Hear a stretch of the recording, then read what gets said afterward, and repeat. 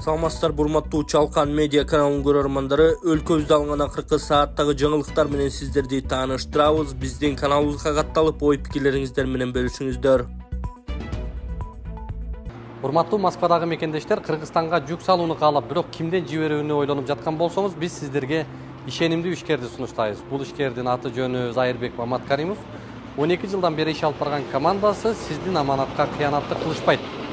Кыргызстанга салган жүгүңүздү күндүн аптабына же кыштын ызгаарына калтырбастан атайын жүк сактоочу кампасы Бишкек шаары Профсоюз көчөсү 38/1 дарегинде жайгашкан. Жүктү Москванын бардык жеринен өздөрү алып кетет. Алган жүктү Кыргызстандын 7 дубанына жеткирүүнү да кепилдешет. Кыргызстанга жумасына 2 машина жиберилет. Жүк баасы көлөмүнө жараша 500 рубльдан өйдө баланат. Дареги Нижегородское метросу, Перовское шоссе 9, строение 7. Байланыш номерлери +7 926 788 70 70. +7 929 624 63 64. Бир да коррупционерди колдогон эмеспиз, президент Жусупбек Коргонбай уулунун билдирүүсүнө комментарий берген. Жогорку саламаттык сактоо министри Алымкадыр Бейшеналиевдин ишмердигин текшерүү боюнча депутаттык комиссия түзүлдү. Ага депутат Жусупбек Коргонбай уулунун министр жөнүндө айткан акыркы билдирүүлөрү себеп болгон. Эл өкүлү чоң трибунадан министр президенттин ишенимине кирип, туура эмес иштерди жасап жаткандыгын айтып чыккан. Депутат министр тирешине байланыштуу кабар агенттигине президент Садыр Жапаровго кайрылып пикирин уккан. Саламатсызбы, Садыр Нуркожоевич, саламатчылык. Садыр Нуркожоевич, бул жолу саламаттык сактоо министри Алымкадыр Бейшеналиевге байланыштуу маселелерге токтолсок. Алгачкы эле суроо жогорку кеңештин депутаты Жусупбек Коргонбай уулу Алымкадыр Бейшеналиев президенттин ишенимине кирип алып туура эмес иштерге барып жатат дейт. Сиз менен достук мамилеси барбы? Досум демес, братым, сватым демес, жөн гана жакшы иштеген коррупция менен уурлуктарга каршы күрөшүүдө тайманбаган министр болгон үчүн кармап жүрөм. 30 жылдан бери саламаттык сактоо министрлигиндеги уюп калган коррупциялык системаны талкалап жок кыласың. Карапайым эл үчүн жакшы шарттарды түзүп бересиң деп шарт койгом. Колдон келишинче аткарып жатат. Ага каршылыктар абдан күч экенин баарыбыз жакшы билебиз. Мен бул эле министрди коргоп жаткан жокмун. Коррупцияга каршы күрөшкөн, уурлуктарды токтоткон бардык министрлерди коргойм.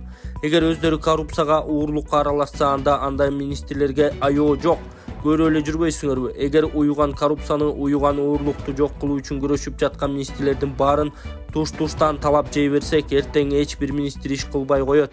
Эптеп күн өткөрмөй башталат. Тигил менен жаман көрүшпөй эле коеюн, муну менен жаман көрүнүшпөй эле коеюн деген позицияга өтүп алып, эптеп убакыт өткөрүп жүрө бергендерди көрүп калбадыкпы? Убакыт күтпөйт, тез иштешибиз керек. Бир эле жактуу болбой, эки жакты тең карайбыз. Эгер депутат айткан фактылар аныкталса, сөзсүз жазалайбыз. Парламент депутаты Алымкадыр Бейшеналиевди бир катар мыйзам бузууларга айыптады. Анын бири алтын балалык реабилитациялык борборун ишке киргизүүгө байланыштуу. Бул борборду ишке киргизүү тапшырмасын өзүңүз берип, анын ачылышына да катыштыңыз эле. Курулуш иштеринен кабар алып турсаңыз керек. Депутат Жусупбек Коргонбай уулу айткандай бөлүнгөн каражаттын тең жарымы желип кетиши мүмкүнбү? Муну да текшерип көрсүн, депутаттык комиссия түзүшкөн турбайбы? Өз көздөрү менен көрүп келишсин, бирок мен бир нерсени айтып коюшум керек. Мен кызматка келгенде биринчи жолу барып көргөнүмдө имараттын сөлөкөтү каркасы эле турган. Бизнесмендерден толук бүтүргөнгө жардам бергиле деп жардам сурагам. Ал убакта мамлекетте акча жок эле. Алар эсептеп чыгып, аягына чейин бүтүрүш үчүн 15 миллион доллар, 1,5 миллиард сом болот экен. Биздин күчүбүз жетпейт деп келишкен. Себеби жалпы аянты 28 000 чарчы метрди түзөт. Анда өзүбүз эле эптеп бир нерсе кылып бүтүрөлү деп марафон уюштурганбыз. Элден 58 миллион сом түшкөн. Кумтөр 200 миллион сом берген. Эпид фонд 33 миллион сом берген. Баардык ол 291 миллион сом берилген. Эгер депутат айткандай ушул акчадан жеп койгон аныкталса, жазалайбыз, төлөтөбүз. Биз бир дагы министрди коррупциясы же уурлук үчүн коргогон эмеспиз, жана коргобойбуз. Буга чейин канчалаган министрлер кетишти, канчасы камалып чыкты, көрүп эле атпайсыңарбы? Эл өкүл министрдин ондогон элиталык делген баатирлери эбегейсиз байлыгын бар экенин да айтты. Ал турсун Дубайда, Туркияда дагы бар дейт. Эми текшерүү жүргүзүлөбү? Текшерип көрсүн, качан алган, кайсы акчага алган, баарын текшерип көрсүн. Эгер акыркы 3 жылда алган болсо, анда конфискация кылабыз, жазалайбыз. Себеби 2020 жылга чейин мен билгенден Алымкадыр Бейшеналиевдин Дубайда, Туркияда баатирлери жок болчу. Сурообузга убакыт бөлүп жооп бергениңиз үчүн сизге ыраазычылык билдирем. Ишиңерге ийгиликтерди каалайм. Маектешкен Кабар медиа маалымат агенттигинин директору Медербек Шерматалиев деп маек курган Садыр Жапаров менен Райымбек Матраимовдун бөгөт чарасы Бишкектин сотунда каралат. Бажы кызматынын төрагасынын мурдагы орун басары Райымбек Матраимовдун камакка алынышы боюнча Бишкек шаардык сотко апелляциялык арыз берилди. Бул тууралуу репортер KG'ге шаардык соттон билдиришти. Белгилүү болгондой 27 мартта 1 май райондук соту Матраимовдун бөгөт чарасын карап, тергөө аяктаганча 26 апрелге чейин камакка алган. Бул чечим боюнча Матраимовдун жактоочусу шаардык сотко апелляциялык таштаган. Соттук отурум 15 апрелге саат 13:50 белгиленди. Эскерте кетсек, Райымбек Матраимов УКМК тарабынан Азербайжандын 26 мартта Бишкекке алынып келинген. Матраимов кылмыш жаза кодексинин 169-беренеси адамды эркиндигине мыйзамсыз ажыратуу жана 222-берене кылмыштуу кирешелерди адалдоо боюнча шектелүүдө. Түмөнбаев экс-президент Сокени адам өлүмдөрү уурдалган миллиондор боюнча жазалатабы? Депутат Акылбек Түмөнбаев экс-президент Сооронбай Жээнбековдун макамын алуу тууралуу жогорку кеңеште туура маселе көтөргөн. Суу жүрөк Сооронбай Жээнбеков октябрь окуяларында өлкөнү таштап, эмне болсоң ошо бол деп кароосуз калтырып 4 күн дайынсыз жоголуп кеткенин айтпаганда да бул жагы өзүнчө талданат. 2020-жылдагы пандемиянын каргашалуу үй окуялары боюнча жооп бериши керек. Ошондо Кыргызстан 6 жолу адам өлүмү көбөйгөнү боюнча дүйнөдө 1-орунга чыккан. Ал учурда 1390 адам өлгөн деп туура эмес маалымат берилген. Чындыгында реалдуу көз жумган адамдардын саны 6390 деп айтылып жүрөт. Мындан да көп болушу мүмкүн. Ушунун бардыгы Сооронбай Жээнбековдун шалаакы бийлигинин кесепетинен улам да. Чет өлкөлүк донорлор грант түрүндө берген 165,8 миллион доллар, кредит катары берилген 461,5 миллион доллар максатсыз пайдаланылган. Эгер арасында нааразычылык жаратып жаткан ушундай көз боямачулук иштердин бардыгы ачык айкын, тыкыр текшерилип, бул күнөмдүү иштерге чекит коюлуп, күнөөлүүлөр жазасын алуусу кажет. Андагы Тышкы иштер министринин жетекчиси Чыңгыз Айдарбеков, аппараттагы бөлүм башчысы Данияр Сыдыковдор толгонсо эле Сокенин көп былыктарын ачыктап коюшса керек. Элдин ырыскысын кайрып алууга кимдин эрки жетет болду экен деп жазган Арба KG сайты. Бала бакчаларда тамак берүү кайра мамлекеттин мойнуна жүктөлөт. 11 апрелде жогорку кеңеште бала бакчалардагы тамак ашка ата-энелердин толук төлөп берүүгө милдеттендирилген норманы четке кагуу сунушталган. Билим берүү жөнүндө мыйзамга өзгөртүүлөрдү киргизүү тууралуу мыйзам долбоору каралып, 3-окууда жактырылды. Буга чейин Элвира Сурабалдиева мыйзам долбоорунун максаты мектепке чейинки билим алуусу боюнча жарандардын конституциялык укуктарын камсыздоо. Ошондой эле мектепке чейинки билим берүү уюмдарындагы тамак ашка ата-энелер тарабынан гана төлөө ченемин алып салуу болуп саналаарын айткан. Билим берүү жөнүндө мыйзамынын 28-беренесинин 6-бөлүгү күчүн жоготту деп таануу сунушталган. Ушул кыздын абалын көрүп, ар бир мусулман адам кайдыгер карабастан жардам берет деп ишенем. Ассаламу алейкум, урматтуу бир туугандар. Мен Эл үмүтү фондунун жетекчиси Полотбек Айдаркулов. 2024-жылга карата сколиозорус менен ооруган Малика тууралуу маалымат берем. Малика үчүн 200 000 сом каражат чогулду. Көп түкүрсө көл болот демекчи, 1,5 миллион сом чогултуп жардам кылып, ушул кичинекей кызыбыз Маликаны операцияга аман-эсен Түркияга жибере алалы. Сколиозорус менен ооруп күндө жатканда кыйналып жатканын айтып, кайрымдуу элден муктаж болгон Маликанын апасы жардам сурайт. Кененирээк видеодон көрүңүздөр. Дагы да азыр 1,5 миллиондой каражат керек болуп жатат. Ошо 1,5 миллион каражат чогулса, буюрса Малика кызыбыз дагы кетет. Урматтуу кыргыз элим, барыңыздарга чоң рахмат. Ушуга чейин кылып келген жакшылыктарыңыздарга, соопторуңуздарга, кайрымдуулугуңуздарга сиздердин. Ушу биздин дагы кызыбызга дагы жардамга муктаж болуп турабыз. Акча котором десеңиздер, Мбанк Полотбек А деп чыгат, Сбербанк Полотбек С деп чыгат. Да ушу 1,5 миллиондой акча керек болуп жатат. Ушу кызымдын элдин балдарындай басып, чуркап, ойношун каалайм. Ушунун кыйналганын көрүп, түнкүсүн уктай албай, бир каптал менен гана жатып уктай алат. Ушу мектепке баргым келет, мен да балдар менен ойногум келет деп айтат. Айла жок.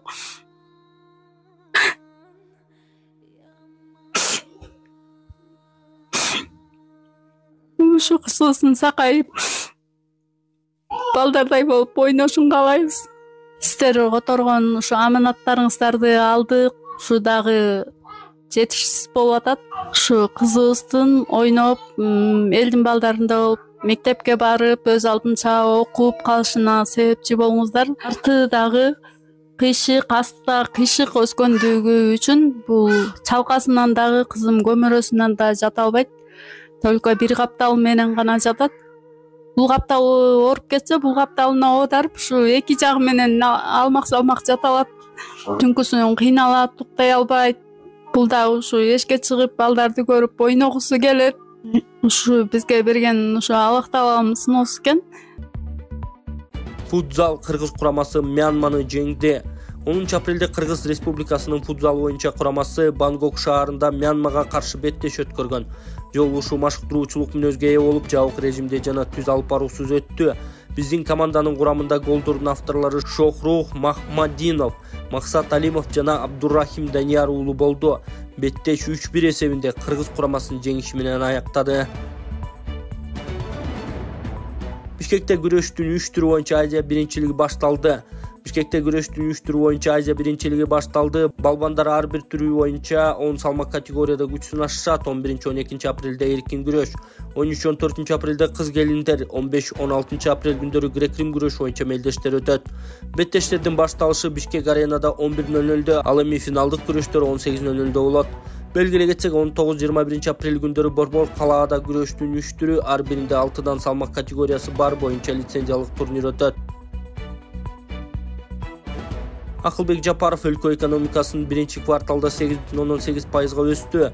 Үстүбүздөгү жылдын биринчи кварталында Кыргызстандын экономикасы 8,8%га, ал эми кумтөрдү кошпогондо 9,8%га өскөн. Бул тууралуу министрлер кабинетинин төрагасы Акылбек Жапаров билдирди. Өкмөт башчы бул жөн эле сандар эместигин айтып, президенттин командасынын 3 жылдык тынымсыз ишинин натыйжасы экенин белгиледи. Биз туура жолдо баратабыз. Мындан ары да мамлекеттик инвестицияларды көбөйтүүгө жана капиталды өнүктүрүүгө көңүл буруп, алдыга жыла беришибиз керек деген Кабмин башчысы. Бишкекте ысык суу 22 апрелден 1 июнга чейин өчүрүлмөй болду. Бишкекте ысык суу 22 апрелден тарта 1 июнга чейин өчүрүлө турганын ТЭЦ-тин директору Алпбек Садыров брифингде билдирди. Буга чейин энергетика министрлиги быйыл масштабтуу оңдоп түзөө иштеринен улам ТЭЦ толук токтотуларын айткан. Адатта ремонт иштери 1 айга созулчу. Эскерте кетсек, Борбор калаада жылуулук берүү 22 мартта токтотулган. Ушундай. Быйыл Кудайга шүгүр сон көрүп тургандардан чоң болду, кызыл, кочкул. Жакшы болду, мынакей чоң болду. Метр болуп калыптыр десең бою. Метр. Результаты бар экен. Гуминин базар жок, жакшы экен да. Бойго бериптир как раз. Роско да бериптир, жакшы. Айба мынакей баянкы мен айтып аткан гумин удобрение. Мынакей эба результат. Мына картошка бир чачкан. Карачы кандай бодрый картошка. Карачы молар сабактарын жоон. Картошканы бир сулардым дагы. Бир лезвия жүргүздүм. Так эле ушундай мен менен бир эле сепкен, чогуу эле сепкенбиз катарлаша эле. Саламатым мынакей.